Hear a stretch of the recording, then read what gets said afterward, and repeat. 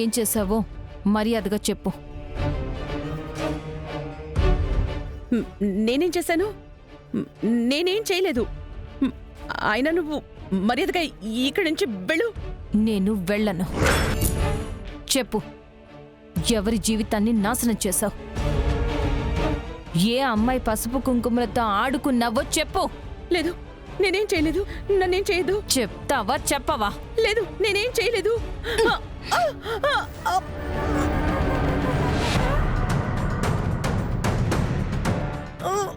చెప్పు.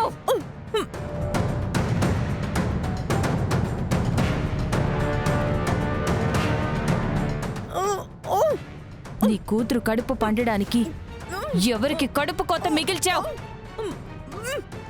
నీ కూతురు కళ్ళల్లో ఆనందం చూడ్డానికి ఎందరికి శోకం కలిగించావు? చెప్పు. నేనేం చేయలేదు. నాకేం తెలీదు. వదులు.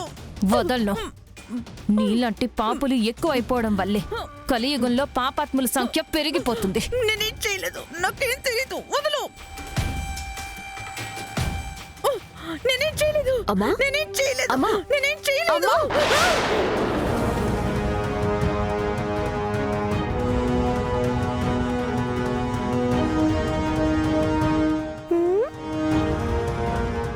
ఏమైందమ్మా?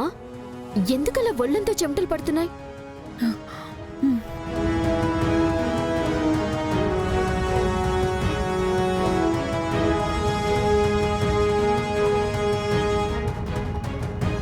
పద్దు, ఎన్నిసార్లు పిలిచినా పలకవేంటి?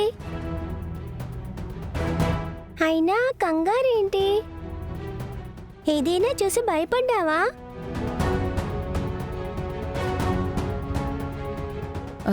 భయమా?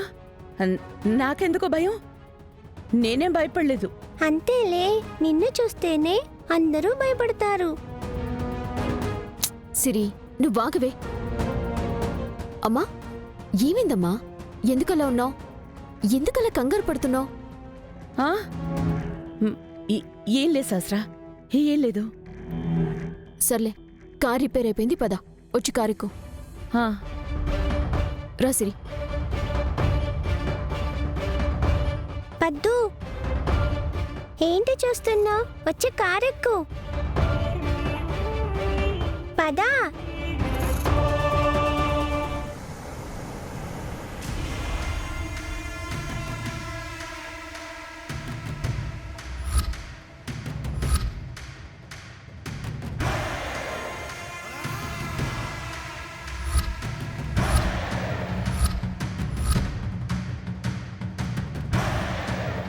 ఈ సిరి లక్ష్మి పాప నా కూతురికి తెలిస్తే అదస్సలు భరించలేదు. లక్ష్మికి పాప పుట్టింది అన్న విషయం అసలు దానికి తెలియకూడదు. ఆ లక్ష్మికి నిజం తెలియడానికి ఆ డాక్టర్ బ్రతికిలేదు. ఆ లక్ష్మి ఇక మా జీవితాల్లోకి రాదు. నిజంగా ఇప్పుడు మా జీవితాల్లోకి లక్ష్మి మళ్ళీ వస్తే ఆ లక్ష్మి మాత్రం మా దగ్గరికి రాకూడదు. మా దగ్గరికి రాకూడదు.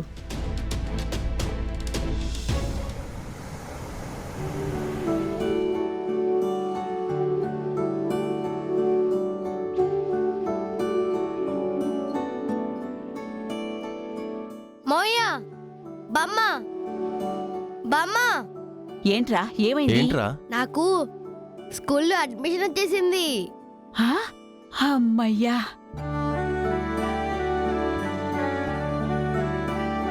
ఇక నేను రోజు స్కూల్కి వెళ్తాను. అమ్మయ్యా, ఇక ప్రతిరోజు స్కూల్కి వెళ్తావన్నమాట. ఇక ఇంట్లో ఈ అల్లరే ఉండదురా. వస్తే బూరు బుగ్గులు. నేను స్కూల్కి వెళ్ళినా తిరిగొచ్చాక ఇంతకు డబ్బులలా చేస్తానే. అబ్బో,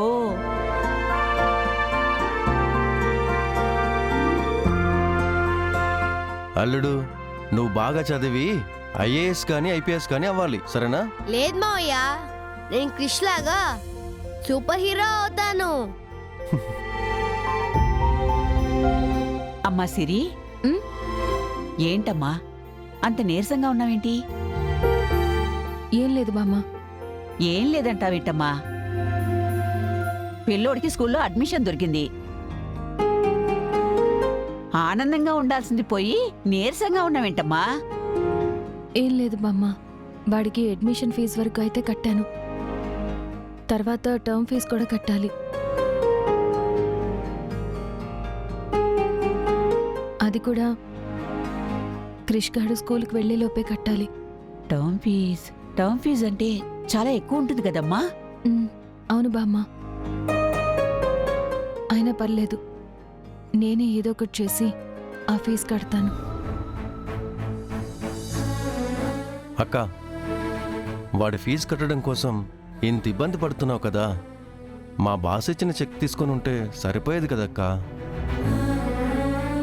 హర్ష, డబ్బుల కోసం ఎప్పుడూ ఆత్మాభిమానాన్ని అమ్ముకోకూడదు. మీ బాస్ చేసిన సాయానికి వెలకట్టాడు. ఆయన ఇచ్చిన చెక్ కూడా అహంకారంతో ఇచ్చాడు. మనం చేసిన సహాయానికి ఆనందపడి ఇవ్వలేదు. అలాంటి డబ్బు నాకెప్పటికీ అక్కర్లేదు. నేను ఎప్పటికీ ముట్టుకోను. నా కొడుకుని రెక్కలు ముక్కలు చేసుకునైనా సరే ఇంతకంటే ఎక్కువ కష్టపడైనా చదివిస్తాను. అంతేకాని అలాంటి అహంకారులు ఇచ్చిన డబ్బుతో ఎప్పటికీ చదివించను. అమ్మా, నీ ఒక ప్లాన్ చెప్పనా? ఏంటి నాన్నది? నువ్విప్పుడు జాయిన్ చేసిన స్కూల్లో కాకుండా మన కాలనీ చివర్లో ఉంది ఆ గవర్నమెంట్ స్కూల్లో జాయిన్ అవుతానమ్మా.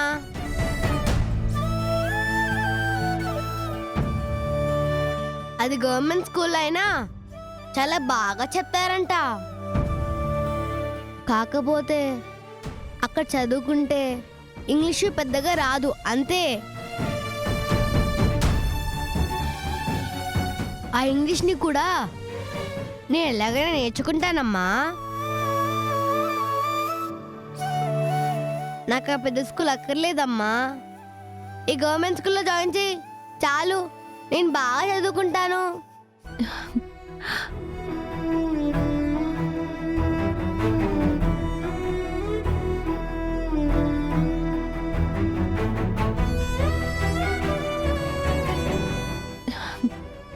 ఎంత గొప్పగా ఆలోచించావు నాన్న. చదువు నేర్చుకోవాలన్న తప్పనుంటే ఎక్కడైనా చదువు నేర్చుకోవచ్చు. కానీ నువ్వు మాత్రం ఆ పెద్ద స్కూల్లోనే చదువుకోవాలి.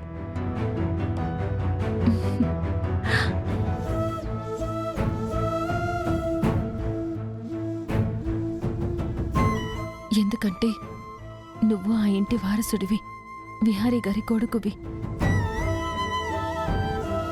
ఆయన దగ్గర కనుక నువ్వు ఉండుంటే అలాంటి పెద్ద స్కూల్లోనే చదివేవాడివి.